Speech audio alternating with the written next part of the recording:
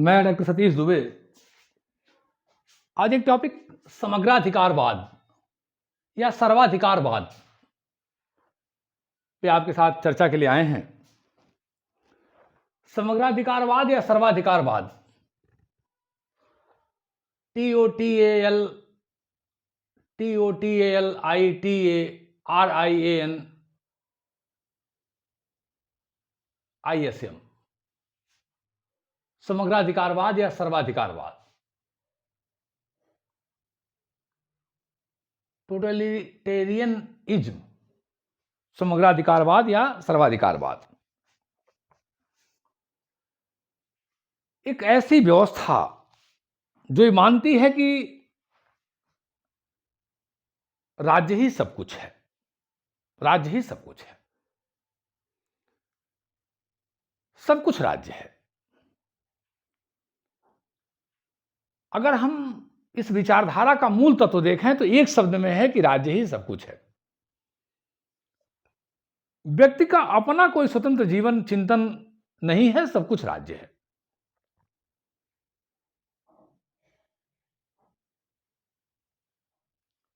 जैसे बाइबल में कहा गया है कि व्यक्ति का जीवन, क्रियाशीलता, अस्तित्व सब कुछ ईश्वर से जुड़ा है,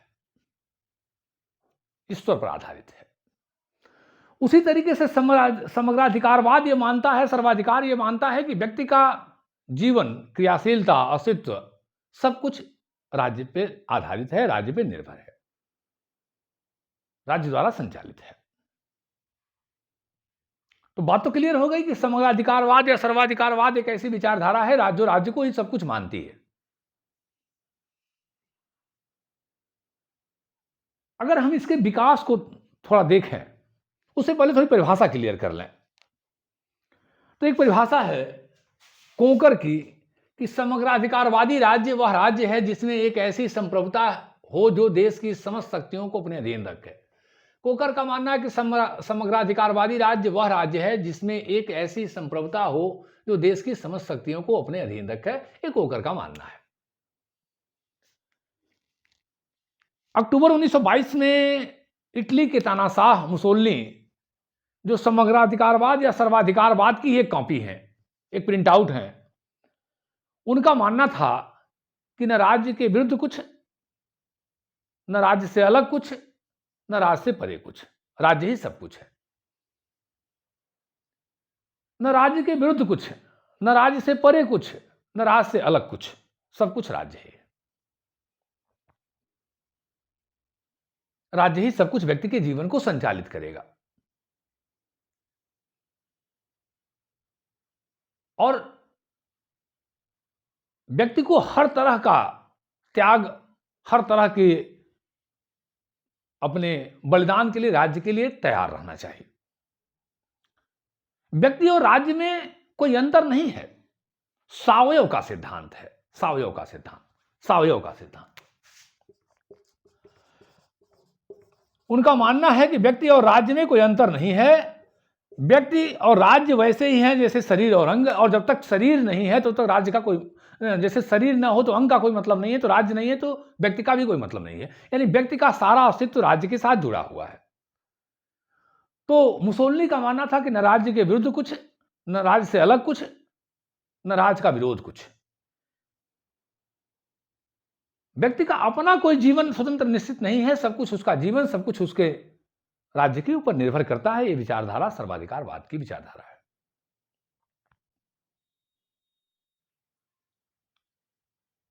इसका विकास कहां से हुआ, थोड़ी इसकी चर्चा हो जाए। और सर्वाधिकारवाद जो राज्य को इतना महत्व देता है, वो कि न राज्य के विरुद्ध भीतर सब कुछ है, न राज्य के बाहर कुछ, न राज्य के विरुद्ध कुछ, सब कुछ राज्य में। मुसोलिनी का मानना सब कुछ राज्य में, न राज्य के विरुद्ध, न राज्य से बाहर कुछ। ये विचारधारा का अगर हम विकास देखें तो थोड़ी सी इसकी बहुत सीमित मात्रा में इसकी झलक हमें प्राचीन यूनानी चिंतन में मिलती है, लेकिन उसका स्वरूप इतना कल्याणकारी था कि उसे हम सर्वाधिकारवादी राज्य नहीं कह पाएंगे। प्राचीन यूनानी जो राजनीतिक व्यवस्था थी, जो राज्य थे, उनका स्वरूप इतना कल्याणकारी था, लोक कल्याणकारी था, कि उन्हें सर्वाधिकारवादी राज्य कहना ठीक नहीं है, क्योंकि शिक्षा की व्यवस्था, स्वास्थ्य की व्यवस्था, सारी व्यवस्थाएं, सुरक्षा, रक्षा, सारी व्यवस्थाएं राज्य संपादित कर रहा था। इस नाते कहना ठीक नहीं होगा, लेकिन बहुत हल्की अंश, एक झलक शुरुआत होती है।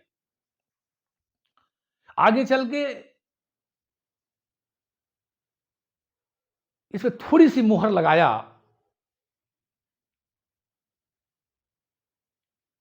हमारे आदर्शवादी चिंतकों ने, हीगल ने, कांट ने, इसे मुहर लगाया। और बाद में यह विचारधारा बड़ी ही प्रभावी विचारधारा बनी।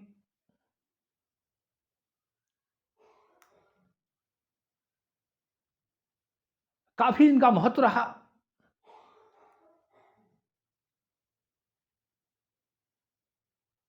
उन्नीसवीं शताब्दी, 20वीं शताब्दी में इसका काफी प्रभाव देखने को मिला।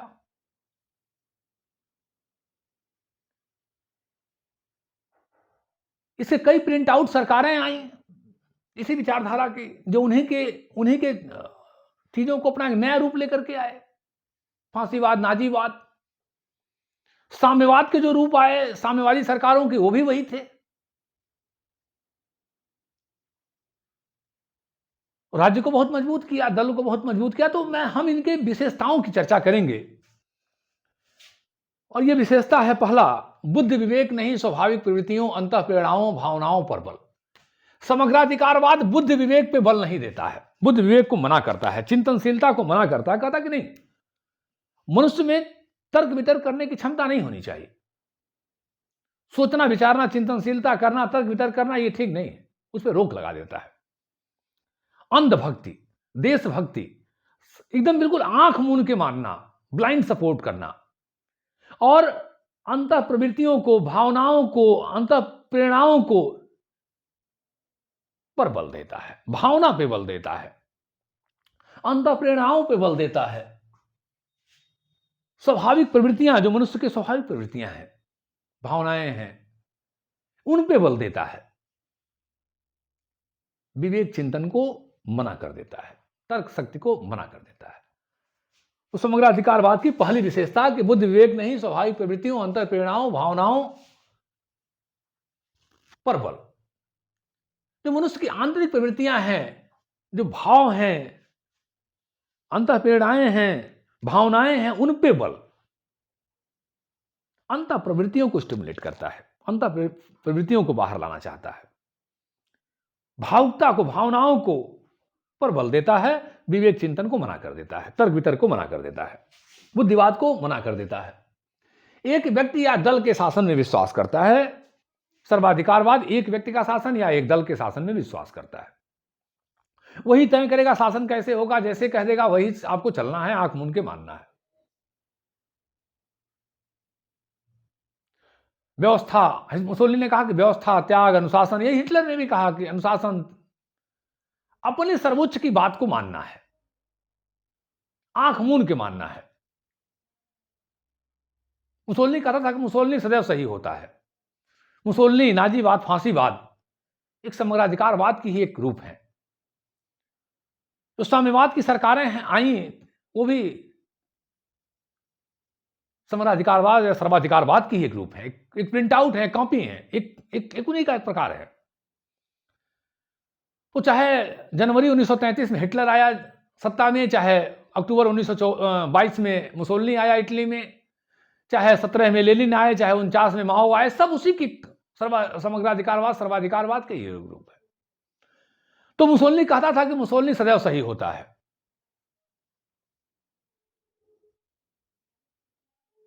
मुसोलिनी पे विश्वास करो, मुसोलिनी सदैव सही होता है, वो आपके कल्याण के लिए है। तो आंख मूंद के शासन सत्ता पर विश्वास करना है, सदैव सही होता है, उसका जरा सा भी विरोध करना तो बहुत दूर है, विरोध सोचना भी मना है, सोचना मना है। तो एक दल का शासन, एक व्यक्ति का शासन, हिटलर आया तो हिटलर का शासन, नाजी दल का शासन, मुसोलिनी आया तो फांसी दल का शासन, मुसोलिनी का शासन, रसा में लेनिन आए तो साम्यवादी दल का शासन। एक व्यक्ति का शासन या एक दल के शासन में विश्वास करता है, बहुदलीय व्यवस्था, विरोधी पार्टियां, इनको विश्वास, उनको वो नहीं चाहते हैं। किसी भी तरह का विरोध नहीं। हिटलर ने सारे पार्लियामेंट में आग लगवा दिया और सारे विरोधियों को तहस-नहस कर दिया। हाँ, अपने विरोध दिखाने के लिए एक दो विरोधी पार्टियां बना दें वो ठीक है, जैसे चाइना में है। वो दिखाने के लिए 2-4 पार्टियां बना देते हैं कि देखिए हमारे यहाँ विरोधी दल है, लेकिन कोई उनका वजूद नहीं है। वो सत्ताधारी दल के एक कठपुतली होते हैं, केवल पेपर पे दिखाने के लिए उनको रख दिया जाता है कि दुनिया को दिखाना भी तो है हमारे यहाँ दल है। तो कोई मतलब नहीं। और हिटलर और मुसोलिनी तो वो भी नहीं करना चाह रहे थे, सारे विरोधियों को तहस-नहस या तो मरवा देंगे या तो जो भी करा देंगे, समाप्त कर देंगे। तो किसी भी तरह का विरोधी दल का कोई अस्तित्व नहीं। लोकतंत्र के विरोधी हैं, व्यक्तिगत स्वतंत्रता के विरोधी हैं, राजनीतिक स्वतंत्रता के विरोधी हैं। सर्वाधिकारवाद लोकतंत्र का विरोध करता है, लोकतंत्र का मजाक उड़ाता है। मुसोलिनी कहता था कि लोकतंत्र सड़ा हुआ शव है, लाश है। लोकतंत्र का विरोध करते हैं। हर तरह की व्यक्तिगत स्वतंत्रता का विरोध करते हैं। उठना, बैठना, चलना, बोलना, सब पे वो राज्य का नियंत्रण चाहते हैं। कपड़े राज्य के अनुसार, बोलेंगे राज्य के अनुसार, चलेंगे राज्य के अनुसार, रेडियो, सिनेमा, थिएटर, सब पे अपना नियंत्रण। शिक्षा हो, रेडियो हो, सिनेमा हो। अरे मुसोलिनी तो आपको बताएं कि खेल कूद और शिक्षा और सारी चीजों पे अपना नियंत्रण, कला संस्कृति तक पे नियंत्रण।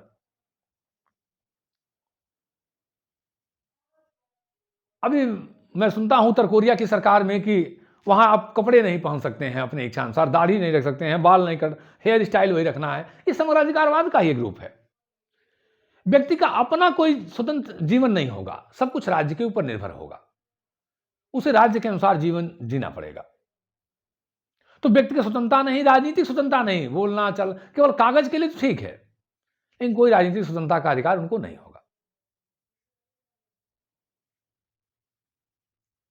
चीन में संविधान में आलोचना का अधिकार है, लेकिन आलोचना किसकी कर सकते हैं आप? छोटे मोटे अधिकारी का तो ठीक है, लेकिन बड़े राजनीतिज्ञों का, बड़े लोगों का आलोचना करेंगे तो कहीं दाएं बाएं दबा देंगे वो। माओ ने चुन चुन के मरवाया सांस्कृतिक कल्चरल रेवोल्यूशन के नाम पे, फिर कभी चर्चा करूंगा। लेनिन, स्टालिन सब यही किए। मुसोलिनी और हिटलर तो कुछ पूछना ही नहीं है। तो किसी भी तरह का राजनीतिक स्वतंत्रता नहीं, किसी भी तरह की व्यक्तिगत स्वतंत्रता नहीं। जितनी भी राज्य की चीजें हैं और जीवन जीने की व्यक्ति की चीजें हैं, चाहे वो शिक्षा हो, संगीत हो, वेशभूषा हो, रहन सहन हो, फैशन हो, सब कुछ राज्य के नियंत्रण में। रेडियो हो, टेलीविजन हो, सब कुछ राज्य के नियंत्रण में। जैसा राज्य कहेगा वैसा ही करना है आपको। राज्य को उसी तरह से चलना होगा, जैसे राज्य कहेगा लोगों को चलना होगा, राज्य के अनुसार चलना होगा। राज्य ही सब कुछ है, यह विचारधारा यह मानती है कि राज्य ही सब कुछ है। मुसोलिनी कहा भी था, मैंने आपसे चर्चा किया कि राज्य ही सब कुछ है, न राज्य के विरुद्ध कुछ, न राज्य से बाहर कुछ, राज्य ही सब कुछ। राज्य चाहता है लोगों से, एक गीत है बड़ा अच्छा सा, और इसे बड़ा अच्छा सा बैठ रहा, मैं क्लास में भी बोल देता हूं विद्यार्थियों के साथ, जीना सिर्फ मेरे लिए। राज्य चाहता है हर व्यक्ति ये गाए गाना अपने मन में, पूरे अंतःकरण से गाए कि जीना सिर्फ मेरे लिए। किसके लिए? राज्य के लिए।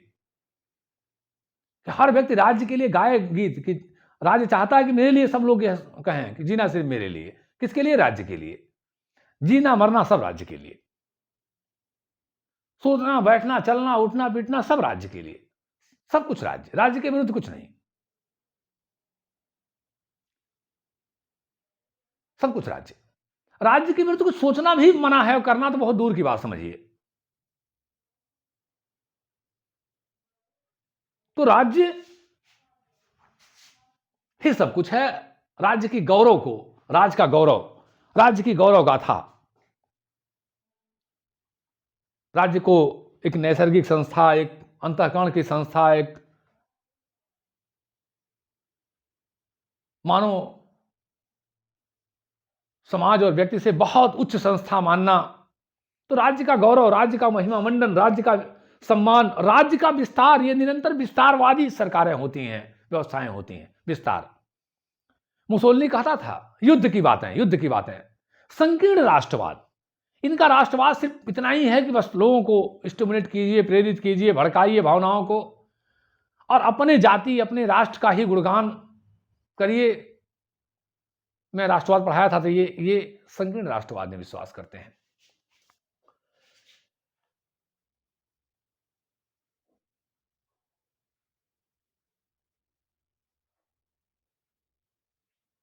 हमेशा युद्ध की बातें, विस्तार की बातें, और किसी भी तरह से राज्य का विरोध करने का तो नाम ही नहीं। मैंने कहा कि चर्चा भी नहीं करना है, सोचना भी नहीं है, सपने में भी नहीं।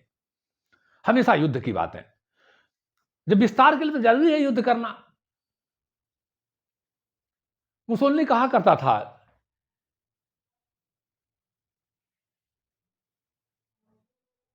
कि जैसे एक व्यक्ति, एक महिला बिना मां बने पूर्ण महिला नहीं हो सकती है, पूर्ण स्त्री नहीं हो सकती है। एक महिला की पूर्णता के लिए आवश्यक है कि वो मां बने। उसी तरह से एक पुरुष जब तक युद्ध नहीं करेगा वो पूर्ण नहीं बनेगा। पुरुष की पूर्णता के लिए युद्ध आवश्यक है। तो युद्ध को ये बहुत ही गौरवमय, गरिमामय, महामंडित करते हैं। लोगों के राष्ट्रवाद को भड़काते हैं, बढ़ाते हैं। इसको हम संकीर्ण राष्ट्रवाद कहेंगे। हर समय युद्ध की गुणगान, अपने क्षेत्र विस्तार करना, साम्राज्य विस्तार करना। उदारवाद, व्यक्तिवाद, मानवतावाद के विरोधी। ये उदारवाद की मानव गरिमा, उदारवाद का बहुत बड़ा महत्वपूर्ण चीज है। मैंने आपको पिछले वीडियो में बताया था। मानव गरिमा, विवेक में विश्वास, ये सबको विरोध है। ये कैसी गरिमा? इनके यहाँ कोई गरिमा मनुष्य की नहीं है, सब कुछ गरिमा राज्य की है। मनुष्य केवल राज्य का एक कठपुतली है। तो मनुष्य की उदारवाद का विरोध, व्यक्तिवाद का विरोध, व्यक्ति को स्वतंत्रता देने के, व्यक्तिवाद का सबसे मूल तत्व है व्यक्ति को अधिक से अधिक स्वतंत्रता देना, जिसके सबसे बड़े विरोधी है। मानवता के विरोधी, ये मनुष्य को किसी भी तरह की स्वतंत्रता देना ही नहीं चाहते हैं। विवेकवाद के विरोध है ये।